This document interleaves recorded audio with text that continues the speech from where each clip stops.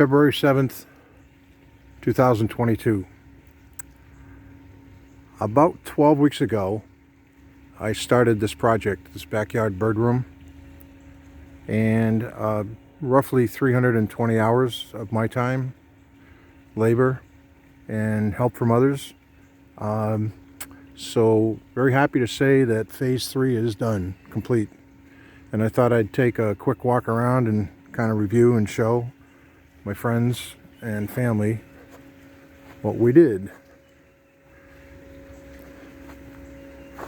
So this mulch area was here, but now we've got more things. The daisies look great. This camellia is in full blossom right now, and we just saw a honeybee on it, which is great. February 7th, starting to make some honey. We've got bird bath and more flowers and several bird feeders of various types. One of the key things was getting the oak wood chips, getting them spread, raked again, and raked again. They look amazing. Another thing that we really didn't realize is that this really highlights the fence that was built by the prior owners. Just a guesstimate, it's about 700 or 800 feet of fence. That's pretty cool. This palm grove came out amazing. We had one pine tree in front, and we had one pretty big live oak tree that was hanging over the top of the palms. It very much interfered with the look. The thing I like about it, there's absolutely no breeze right now, but usually these are moving, and they look really great. They look really great. And these are red-tipped photinia. These three that I put in, they're going to grow to about 8 feet, and they grow fairly quickly. And the neat thing is when they sprout, the leaves, the initial leaves, are a beautiful red color, and then they turn green. But there's always another new sprout happening. So they really are. They're gorgeous, and they're very easy to take care of once maybe 30 days of consistent watering, just to make sure that they root properly. This is a neat little story. This Spanish bayonet couple just grew on their own. They grew from yard waste that I had dropped down, and they sprouted. I didn't even realize that when I started to open up the backyard, but we kept them and made a little area. This is a Viburnum, which also grew on its own here. I had a big pile of yard waste here that was decomposing, and these sprouted up. So the trick is transplanting these things, but I got all the roots, and it seems to be doing really well.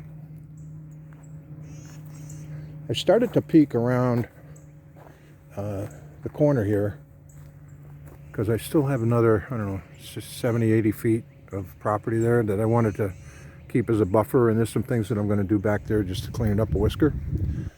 We opened up this area here, took out about 15 or 20 small trees just to give me some room to drop material if I need to drop material, get it out of the way.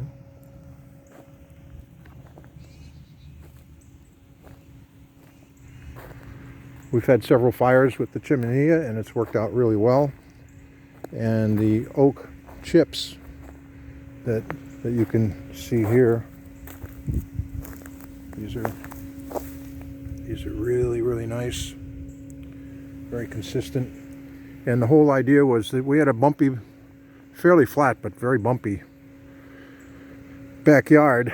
Once all the underbrush was taken out, you could tell that there were a lot of dips and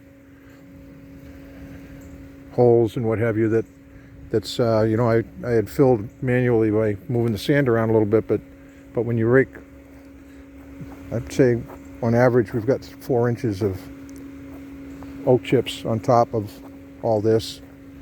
It rakes out really easily and smoothly. This is the chimney with the river rock. Came out great.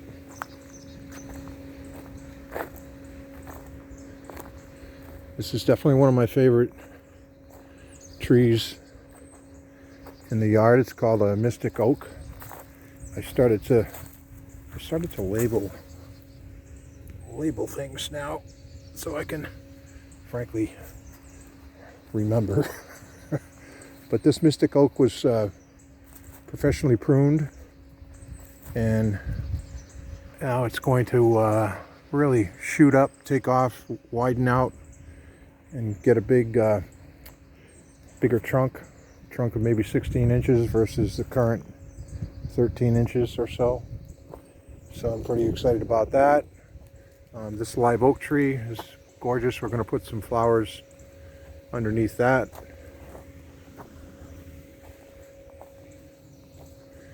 Over here is another small saw palmetto palm grove with nice live oak behind it that I had trimmed and manicured a little bit so that they complement each other.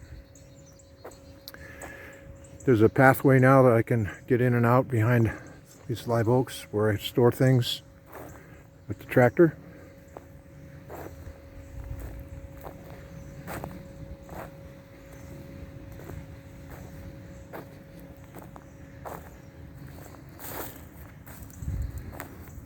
This is a Carolina sapphire cypress tree. I planted it about, I think, right after Christmas, and it's grown about 10 inches already. They grow really fast, and they're basically zero maintenance. They have a nice bouquet, nice smell as well. So I found a nice live oak tree in the woods that was small enough to dig up the roots carefully. There's usually a root that goes straight down, and there's like 3 roots that are at the top, and I was able to save all those roots, and I'm going to be watering this conscientiously, but it's about 10 feet tall. It's pretty thin, but it's going to fatten up now that I've got it planted and trimmed a little bit. It'll get a little thicker. Let's see how it does. Who knows? The goal is to have 3 live oak trees on the border here. They're all about 22 paces away from each other, so they're kind of equidistant, kind of focusing on balance. Here's Daisy's swing. Here's the area where I can now recover and drop materials, make a U-turn all the way around, and so this came out really good. A lot of firewood, a lot of kindling. Once again, the kindling comes from the wood chips. You know, the wood chips as received has all this very heavy, sticks, and they send them through a grinder, but they're not all wood chips, just like they are right now. They look fantastic now. So just kind of rake them out, and we'll use those. Very excited about all the birds. You've heard me talk about that before. We also have a couple of sand tortoises. That's why this area is untouched. We have this is where a sand tortoise lives, and they are really cool. They're vegetarians. Every once in a while I'll be working outside and I look behind me, and there's a sand tortoise chewing on some grass from the lawn. This is another den. I think it's called a den, but look at the size of that hole. They can have tunnels up to 60 feet and they can burrow through the sand. They've got really strong front feet. There's another one right there. So we have a little condo complex here for sand tortoises. There's another one right here. We've got four little spots, and you do see them, and they like the grass, and they like the privacy. You know, they're very skittish animals. All these bushes and palms were on the property. We just kind of saved them and trimmed them a little bit. But that's going to be this area here, and the bluebird house, I think, is going to get occupancy, hopefully. Bought a new bird bath.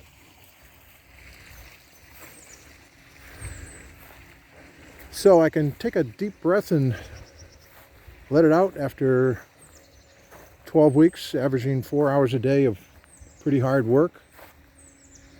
It's over 300 hours. Wanted to keep it natural. Wanted to keep the budget as reasonable as possible.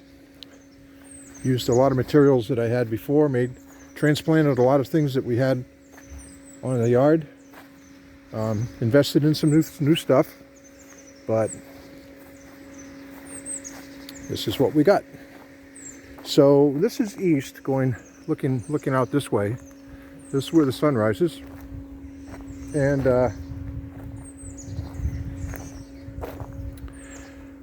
so we're going to get a better view of the sunrise, because the sunrise was being kind of blocked, and obviously this is where the sun sets.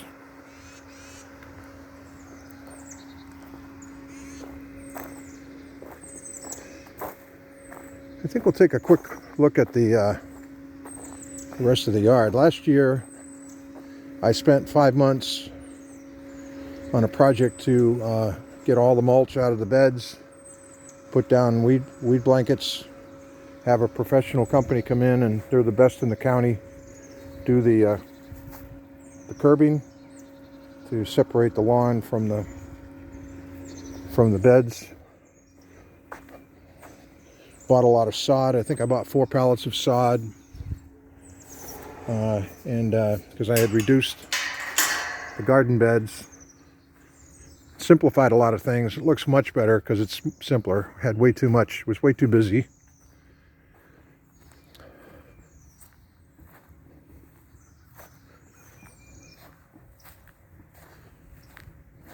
We had some serious frosts the past couple of weeks, and despite my efforts to cover the flax lilies, they still got burned. So what happens here, rather than looking at all the brown, I just cut them down, and they grow back, but they're a little bald for a while, right down to the ground. The house was also painted last year, 4 colors. Had some windows replaced that were smoked. So did a lot of work in the last couple of years. I also started maintaining my own lawn and using Lesco products, which made a lot of improvement this past year. And there's a lot to work on there. And took out azaleas that were over here that weren't happy. Boxwoods are nice. The weeping yopons are nice.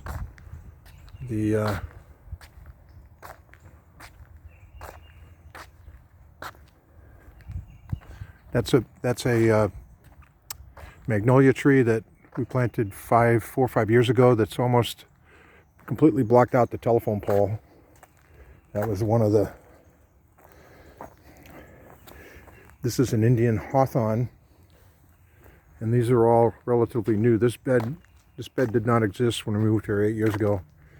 All this was just trees. They were like, well, it was that busy over there, and this yopon was here, but it was just completely buried by trees. You couldn't even see it. So it's done well catching up, and I'm waiting for the mockingbirds to come, because they love this tree. They love the berries. These are medicinal trees too. You can make teas and all different types of things. But what a great spot for birds. Lots of protection. It's not unusual to see hawks roaming about. You know, they do their job. They got their lives. But trees like that protects birds and eggs. So I had all kinds of flax lilies here that are designed to flow down this little banking and always get motion and look like a little river on both sides, over there and over here. But these got completely fried by the frost. So cut them down, they'll grow back. These are nice. I'm going to add a few more this year. These are lily of the Nile. They have a beautiful blue flower. And they are multiplying, but not as fast as I'd hoped. I hope this whole area would be the blue Nile. So, our 4 holly trees here. These azaleas did pretty well. I transplanted these from the front entrance, and they're actually pretty happy. They're doing well. Got a little nest of them there. So that's a quick peek. We're back thinking now about phase 4. Thanks for looking.